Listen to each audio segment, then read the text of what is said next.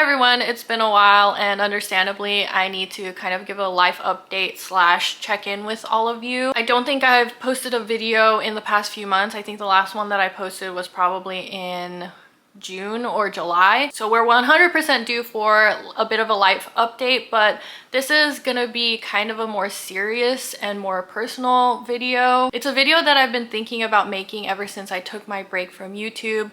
So this has been a long time coming and I don't feel like I'll be able to articulate every single thing that I want to say, but I'm gonna do the best that I can. Also, I want to keep things as positive as possible on this video. If anyone disagrees with like what I have to say in this video, 100% you are welcome to disagree, but I would ask that you please keep that to yourself because this is a really personal topic and I'm very sensitive to this topic. I know that's like really hard to ask, but yeah, I am really sensitive to this. And I know this sounds like super ominous. I swear I'm gonna get to the point of this video, but I just wanted to be like super honest with everybody, and this also provides a lot of context as to why I've been gone for the past few months. So yeah, and I honestly, I don't know how to like announce this to everyone, but this is the best way that I could think of. So yeah, basically the reason why I've been gone for the past few months is that I realized that I am autistic. I've been suffering from autistic burnout for the past few months, even before I went on my YouTube break, but it really came to a head the month that I actually took my break, like the month that I stopped filming completely. And I understand that to some people that I'm not gonna seem autistic like from the outside, but I wanted to make this video to kind of like give context to this, not to like educate people because I'm not an expert on autism or anything like that, but to kind of like share my experience and give context as to why I've come to this conclusion that I am autistic. Basically, a few years ago when I was still in university, I was really convinced that I had ADHD, which I still do. I've been diagnosed by 2 psychologists that I have ADHD. Even though I knew in my heart that I had ADHD, I wanted so badly to get a diagnosis for it because I wanted to convince other people that I had ADHD.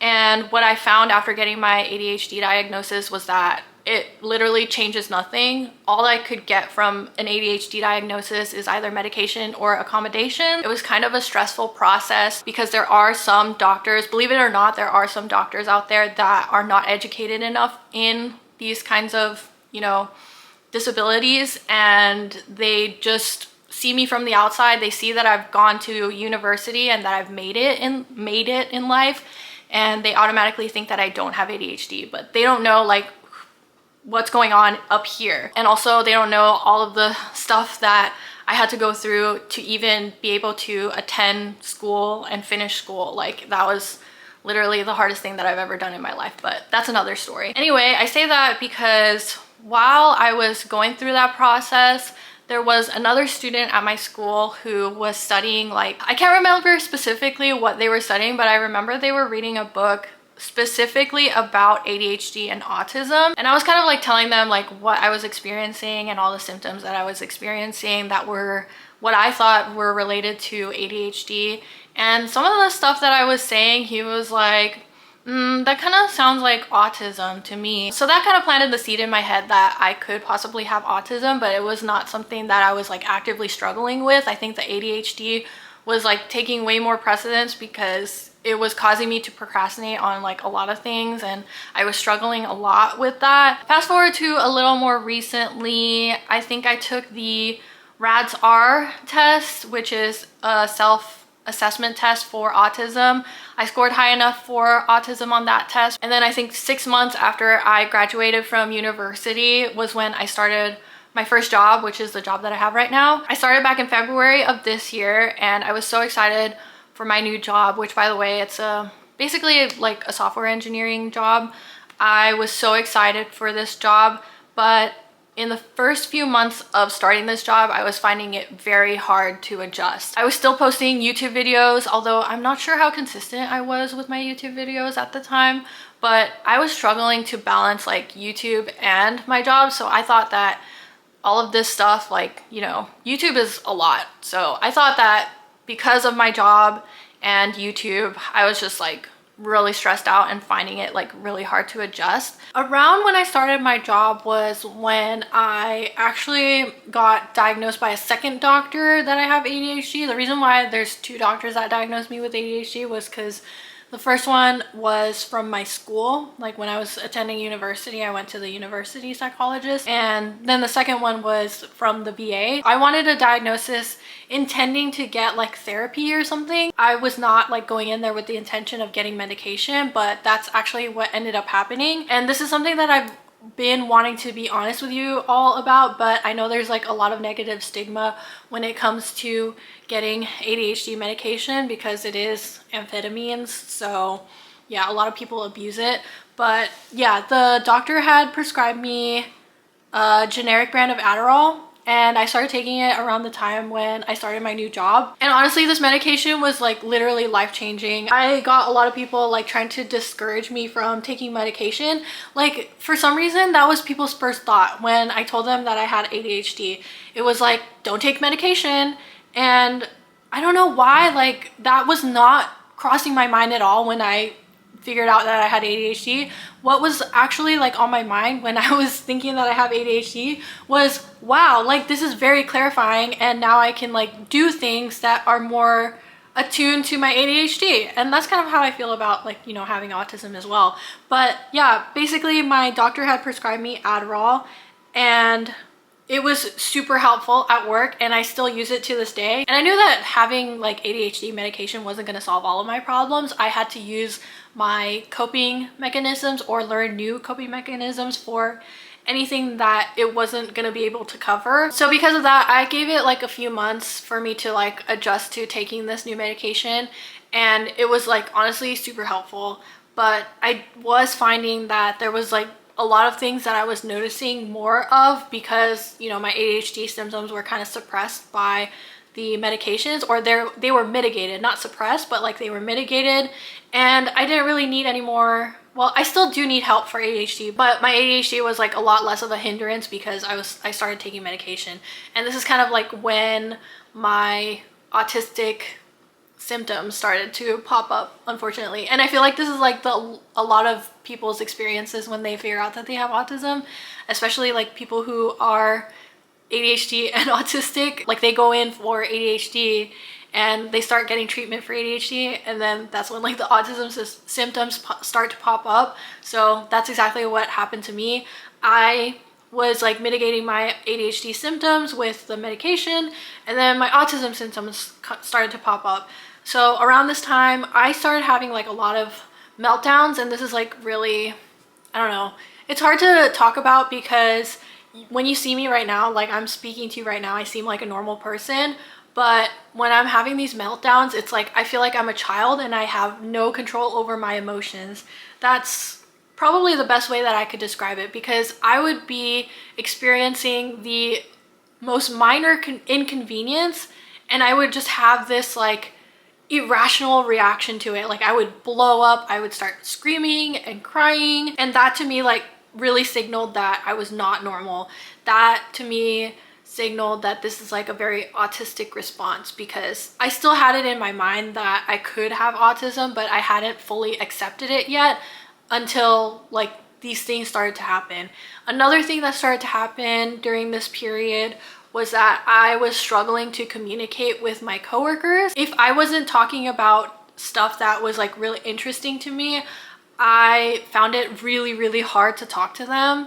Like I just couldn't find the words to say to them, especially if they had said something to me that I didn't have like a predetermined response to. Like if it was something like super random and unexpected, I didn't know how to respond. I would just be like, oh, haha, you know, like I just couldn't think of anything. I would spend a lot of energy trying to talk to some of my coworkers that I had no shared interest with, and I would get a lot of headaches at work whenever I did. Like it was corresponding to the times where I would have conversations with my coworkers. Fortunately, I'm in a job like software engineering where I can just sit at my computer all day, and like if I'm given a task, I just work on that task all day. I don't really have to speak to anyone, and that's it. And whenever I did have times where I was like talking extensively with other people, those were the times where I would get headaches, or I would come home like extremely exhausted. The days where I'm like not talking to anyone at all were like probably the best days at work.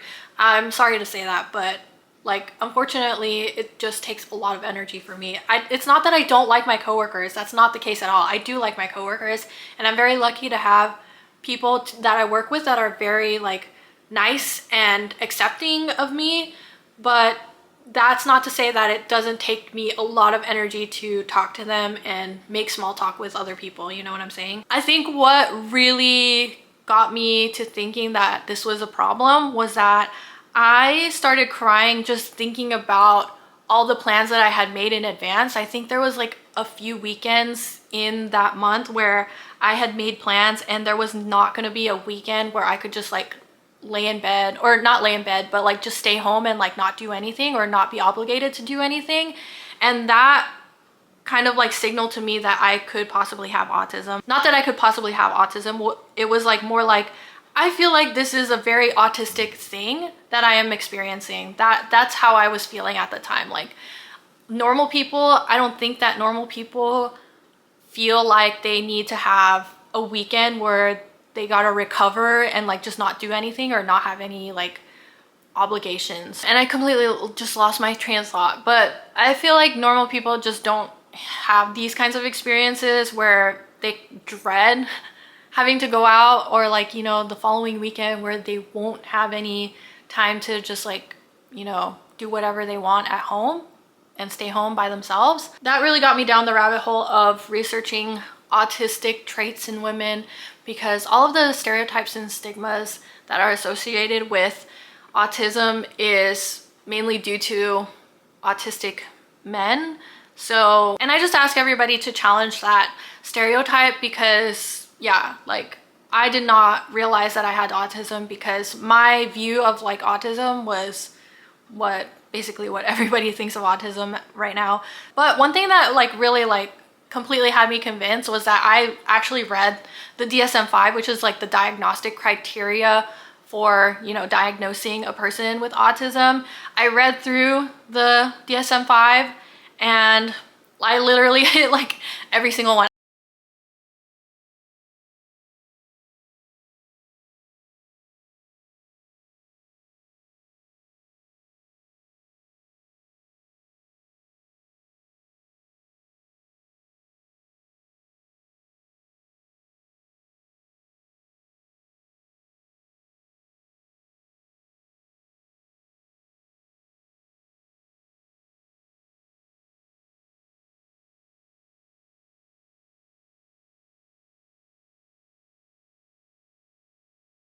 I honestly don't expect everybody to believe that I have autism. Like, for sure, there's gonna be people out there that's gonna say that I'm faking or whatever. But at the same time, why would I fake something that people discriminate against? Like, I feel like a lot of people kind of like shun autistic people for, you know, not being able to communicate clearly, or, you know, having these awkward social interactions. It's just like, you know, I'm a weird person, so it's natural for people to not want to interact with me. And why would I fake being like that? I love who I am. I love that I am autistic, but there's like certain things that why would I want to, you know, fake being like this? You know what I'm saying? I don't know how to describe it, but like this is not something that people would actively want to fake unless they really wanted attention and they don't care if it's negative or positive. But that's not something that I want. I totally lost my train of thought, but I wanted to make the point that I believe that self-diagnosis slash self-actualization is completely valid. Getting an autism diagnosis could be expensive for a lot of people, and if you're able to get the help that you need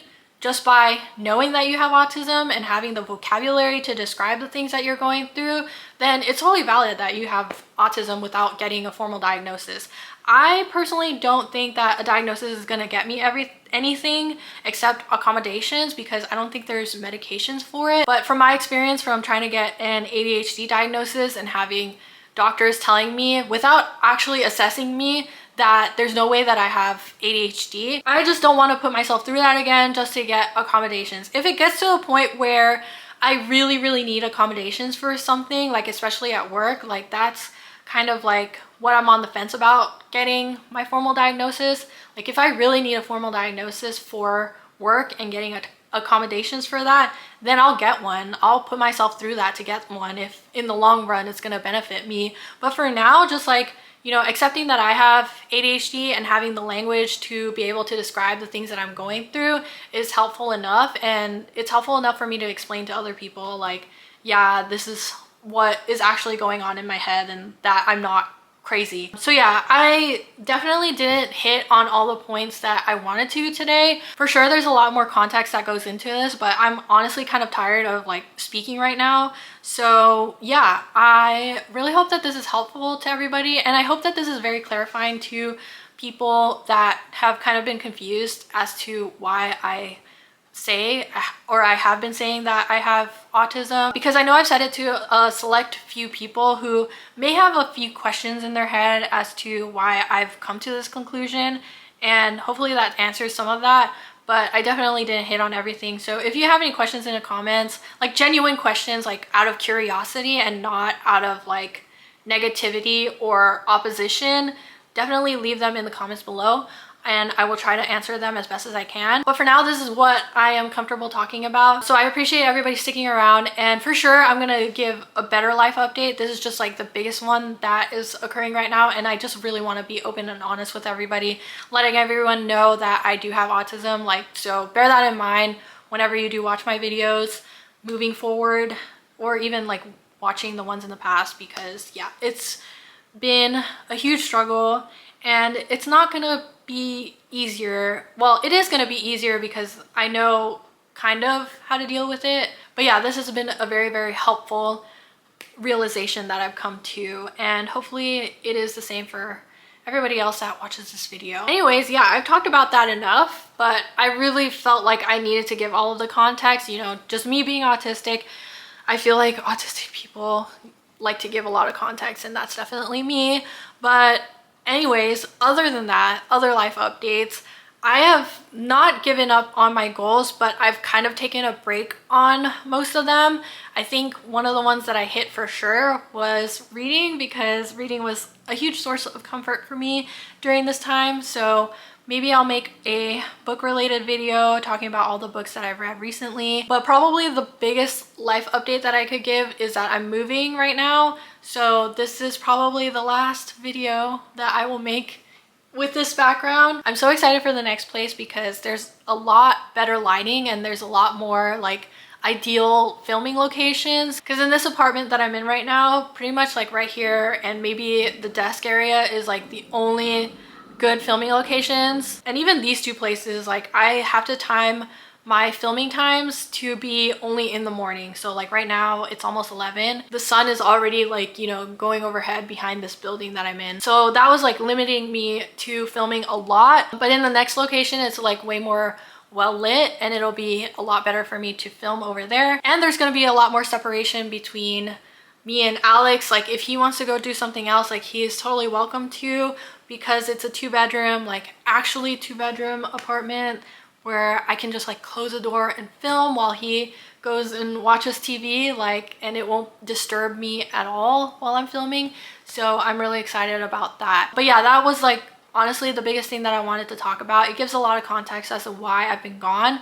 I've just been in autistic burnout, and really like I was, you know, just in survival mode, just needing to do things that I don't feel obligated to do, like video games, reading. Like that's all I've been doing these past few months, besides like obviously working and stuff. But you'll definitely see more of me. There's no schedule that I've figured out yet. I still have to move first and figure that whole thing out before, you know, I come out with these videos. But I'm definitely gonna try and make more of an effort to stay not stay consistent, but like, you know, put out videos regularly. So yeah, I appreciate everybody's understanding when it comes to this sort of thing. And yeah, I'm so excited to start making videos again, and I will see you in the next one. Bye!